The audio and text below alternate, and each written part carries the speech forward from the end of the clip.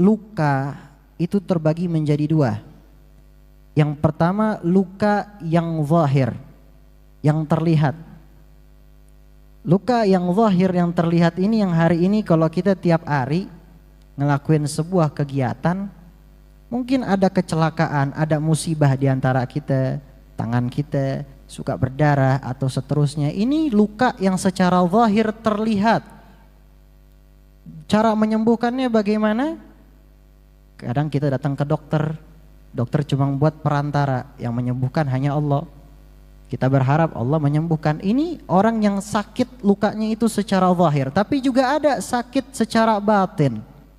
Hati kita ada luka, ada kesalahan, ada mungkin di masa lalu kita melakukan hal-hal yang gak baik, maksiat. Tiap harinya kita maksiat di hadapan Allah, ini luar biasa. Makanya ada satu hadis qudsi, Allah Ta'ala mengatakan, innakum ya ibadi innakum tukhti'una bil laili wan nahar. Wahai hamba saya, kamu ini bermaksiat kepada saya di siang dan pada malam harinya. Allah sampai bilang begitu sama kita. Bilang sama kita, kamu nih tiap hari maksiat pada saya di siang dan malam harinya. Tapi di sini Allah menunjukkan sifat rahmah, kasih sayang. Wa ana aghfiru dzunubi fastaghfiruni aghfir lakum. Dan aku ini mengampuni seluruh dosa. Kamu meminta ampunan kepadaku, akan kuampuni engkau. Ini Allah Subhanahu wa taala. Wa ana aghfiru dzunuban jami'an fastaghfiruni aghfir lakum. Akan kuampuni engkau. Nah, ini dia, secara batin hati kita ada luka. Bagaimana caranya? Maka yang pertama, jadikan diri kita menjadi orang yang ridha. Ridha, ikhlas, orang yang tiap hari selalu bersyukur, gak pernah kecewa dengan ketentuannya Allah Subhanahu wa ta'ala. Apa yang Allah berikan kepada kita, yakin itu yang terbaik. Tadi kakaknya bilang perempuan ya, kakaknya yang bilang tadi ya, tapi suka kerasak kerusuk katanya, ya suka apa perempuan ya, saya kurang paham tentang wanita juga, wanita itu susah ditebak ya. Yang benar ya, alhamdulillah ya, wanita seperti itu. Makanya sebenarnya sama aja, selama itu adalah hamba-Nya Allah, semua sama di hadapan Allah Subhanahu wa ta'ala. Menyembuhkan luka hati itu tadi yang sudah saya kasih tentang tasawuf. Apalagi tasawuf itu luar biasa makna terdalam itu ya, tentang akhlak, tentang bagaimana diri saya di hadapan Allah Subhanahu wa ta'ala. Saya ulangi lagi, takhalli, membuang yang lama-lama, yang punya masa lalu yang jangan ada dusta di antara kita. Masa lalu kayak begini lupa ya. Gak ada baiknya, gak bakal mengubah hidup kita. Yang mengubah hidup kita adalah sekarang kita ini. Apakah kita pengen jalan selangkah dari yang sebelumnya, atau justru kita masih pengen stuck di sana, pengen diem di sana? Itu gak bakal berubah. Tapi kalau kita pengen maju selangkah, artinya gimana? Ubah pelan-pelan diri kita jadi orang yang lebih baik, orang yang makin taat, tiap harinya diisi dengan kebaikan, maka insya Allah menyembuhkan luka hati, lupakan masa lalu. Yang kedua, tahalli. Tahalli, hiasi diri kita, apalagi di zaman sekarang HP ini bisa jadi kebaikan, bisa jadi keburukan. Ada orang yang dapat pahala gara-gara HP, ada juga orang yang dapat dosa gara-gara HP. Bayangin, saking kayanya HP. Pahalanya gimana? Ketika orang nasihatin orang, motivasi, atau kita punya guru-guru kita, itu live streaming atau segala macam, memberikan nasihat, kita paham, kita dengerin, kita bawa ke rumah ilmu itu jadi kebaikan, jadi pahala. Nah, terus bagaimana dengan dosa? Kadang ada yang maksiat dengan HP. Maksiat dengan HP ini banyak. Ada yang melihat dengan hal yang haram, ada yang mendengar dengan hal yang haram, ada juga yang berjudi di dalamnya, judi online. Ada maksiat, dapat dosa lewat HP. Tentu sekarang luar biasa ya. Ada yang secara zahir, ada juga yang secara dibalik itu, secara diam-diam. Makanya bahaya ini, sama-sama jaga, hati-hati. Hiasi diri kita dengan kebaikan. Walaupun kita ini pemaksiat, suka melakukan banyak dosa, ayo sibukin diri kita dengan kebaikan. Baca Al-Quran. Al-Quran yang ada di rumah kita minimal sehari berapa sih? Satu surat udah Masya Allah, satu surat. Kita sibuk, satu surat ya jadi masalah. Tajalli. Jadi 3 tak, ingat baik-baik ya.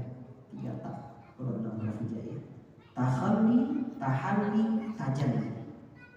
Takhalli menjauhi, melupakan, melepas. Mungkin di dulu ada sesuatu dalam hati dia yang bikin tergores hati dia. Entah antara dia hubungan sama manusia, mungkin ada sesuatu kayak begitu. Lupakan masa lalu itu. Ini takhalli, lupakan masa lalu itu. Jadilah pribadi yang lebih baik. Ini takhalli. Yang kedua adalah tahalli, menghiasi diri. Bagaimana maksudnya menghiasi? Bagaimana menghiasi diri itu maksudnya gimana? Maksudnya adalah begini. Kita menghiasi diri kita. Mungkin dulu kita melakukan hal yang gak baik, biasanya suka ngapain ini, hal yang gak manfaat. Berubah kebiasaannya, hiasi diri kita dengan hal-hal yang baik. Baca Al-Quran, hidup dalam masjid, niat etikaf dalam hati kita. Kita dalam sesuatu hal seperti datang ke majelis ini, jadi perubahan yang baik. Kita makin ingat sama Allah, makin ingat tentang kematian, makin ingat bahwasanya dunia ini fana, dunia ini kecil. Akhirnya jadi orang yang makin semangat untuk beribadah. Nah ini adalah tahalli, menghiasi dirinya. Secara zahirnya udah bagus, yang terlihat kita sholat, dia ibadah. Di situ akan kembali, Allah Ta'ala akan mengubah yang tadinya cuma kebiasaan secara zahir, hatinya bakal pelan-pelan disembuhin oleh Allah. Hatinya bakal berubah, diubah sama Allah. Dihiasi dengan hati yang baik. Hati yang baik itu gimana? Hati yang tiap hari dia ingat sama Allah. Yang kalau melihat orang soleh, dia tuh makin takut sama Allah. Nah, itu hatinya baik. Melihat orang soleh, dia makin takut sama Allah. Lihat orang soleh, dia makin semangat untuk beribadah. Itu hatinya baik. Hatinya udah luar biasa baik, bersih. Karena dia selalu mengingat Allah Subhanahu wa Ta'ala. Yang ketiga adalah tajalli. Nah ini puncak kalau dalam tasawuf. Puncak kerinduan seorang hamba kepada Allah Subhanahu wa Ta'ala. Ini level demi level, tadi level pertama, level kedua, sekarang level ketiga. Tajalli ini orang yang udah merasakan lezatnya kerinduan kepada Allah Subhanahu wa Ta'ala. Ketika dia sholat, mau dia sholat wajibnya tambah sunnahnya, dia gak bakal capek. Justru dia ngerasa lezat, ngerasa nikmat. Kok saya sholat begini, sholat saya qobliyah, campur lagi dengan wajibnya, ba'diyahnya ditambah lagi, kok makin lezat. Ditambah lagi dengan sholat sunnah yang lain, ada tahajud, ada sholat-sholat yang lain, kayak mulai bagus, kok makin lezat, kok bukan baik.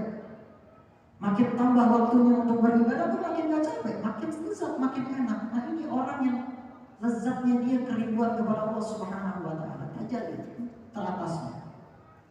Makanya ada satu ulama, Al-Imam Abu Yazid Al-Bustami, beliau mengatakan salah satu makalahnya, kata-kata pepatahnya beliau, selama ini aku baru sadar, ternyata aku ini cinta kepadanya, aku ini cinta kepadanya akibat dia cinta kepadaku.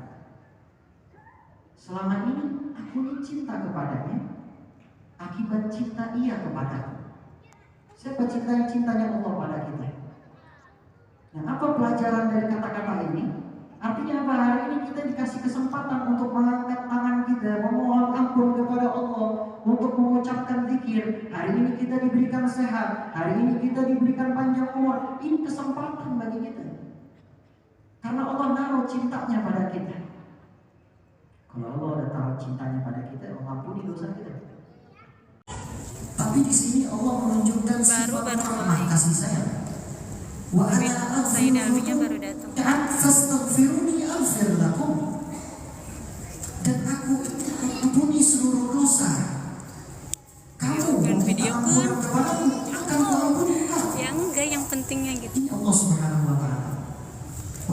dzunuban jami'an fastaghfiruni aghfir lakum. Kata aku ampuni engkau. Nah ini dia secara batin hati kita ada luka. Bagaimana caranya? Maka yang pertama jadikan diri kita menjadi orang yang ridho, ikhlas, orang yang selalu bersyukur, gak pernah kecewa dengan ketentuan Allah Subhanahu wa Ta'ala.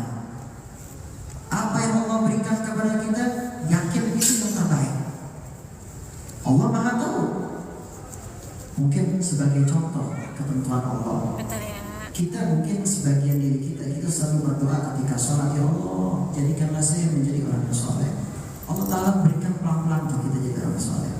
Ada yang doanya minta dunia, doanya minta dunia, ya Allah jadikan saya menjadi orang yang kaya, jadikan saya menjadi orang yang kaya.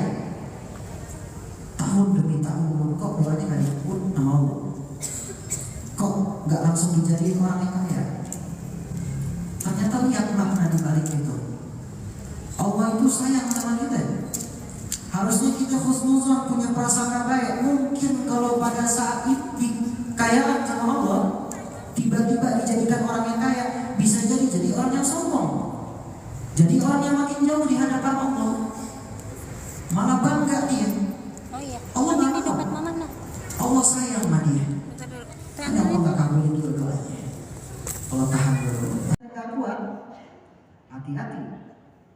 Kita ini pengen menjadi orang sama Allah.